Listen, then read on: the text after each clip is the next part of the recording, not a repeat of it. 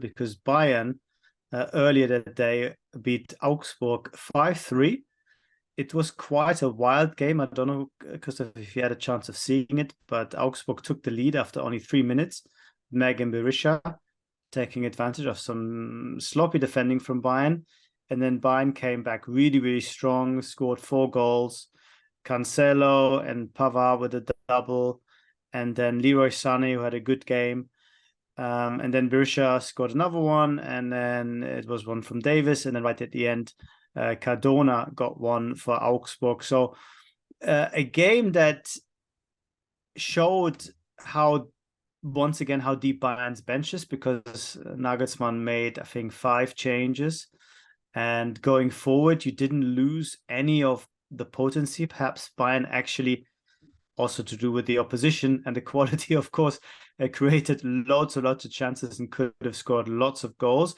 But defensively, they were a little bit, sloppy and unfocused. And it was one of those games where we've seen that Bayern are so eager to score goals and have so many attacking players that perhaps the balance isn't quite there. But what did you take from this win, if anything, for Bayern, and what it means for the title race?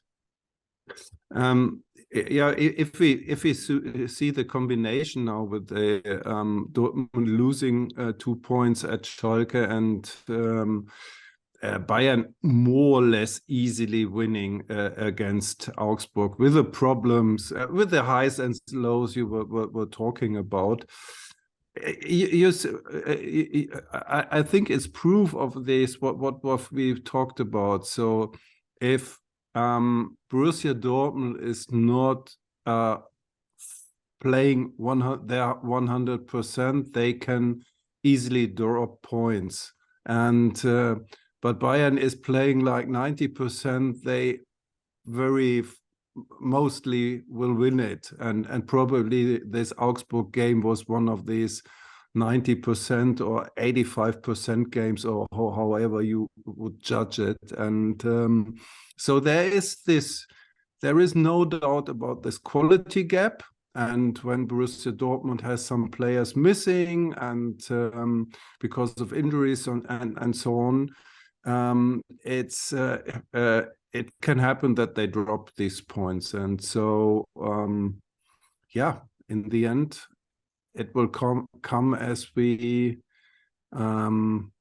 said a million times before, that the next champion will be the same than the last champion. I think that's a bit too. I think that's a bit too hasty. Okay, because we have this game on the 1st of April, the big one in Munich, when Borussia is going there after the international break. And more than that, and we have Bayern still involved in the Champions League and Dortmund are not. And who knows, maybe we get another slightly less focused, slightly less committed Bayern performances around the quarterfinals, maybe near the semifinals, where it's going to be hard for players to, even Bayern players who have a strong sense of intrinsic motivation, to say, oh, it's Real Madrid in the semi-final. But first it's Bochum or Freiburg. We have to really go for it. I think it's going to be interesting, and I wouldn't write off Dortmund's chances too hastily. Bayern have shown that they find ways of not winning this season. We should perhaps mention Benjamin Pavard briefly. He did score this brace in the manner of a real centre forward.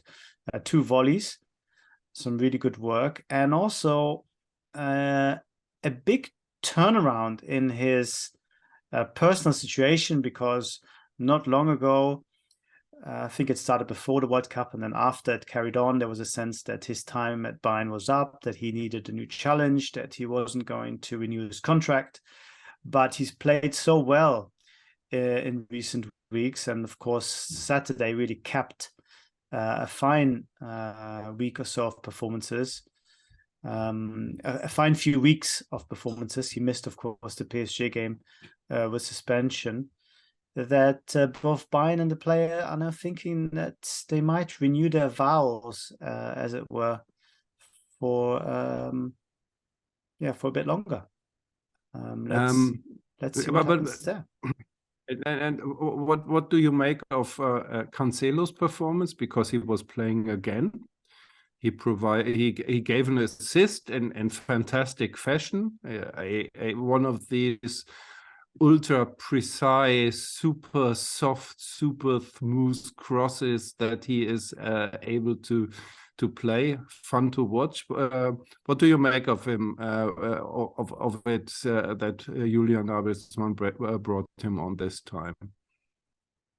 Well, this time he played in a more advanced role, as a wing back or even as a winger, because Bayern had so much possession and were quite high up the pitch. And afterwards, Julian Nagelsmann explained, well, of course he can't play in a back three, but in a 4 or 3+ wing backs, it's a very different situation. And he was very happy to play him, and he couldn't understand why people were sort of questioning the rationale behind Cancelo not playing, or even Bayern buying him. I still think it leaves us with a bit of a question mark, because Bayern don't really need another attacking white player. They have a lot of depth there. If you don't really trust Cancelo as a defender in a free, but that's your system, I'm not sure that leaves that much space for him. It was telling that he didn't play against PSG, which is the biggest game of the season so far, was the biggest game of the season up until that moment. And Julian Nagelsmann explained in the pre-match press conference that he had a heart-to-heart with Cancelo and talked about some personal issue, and they have a bit of shared history when it comes to losing a parent very early in their lives. But it all seemed sort of a lot of effort to keep a player on side that is there for loan, a deal for 2.5 more months. But, as long as he plays well and as long as Bayern are winning, then I guess it's not really that much of an issue.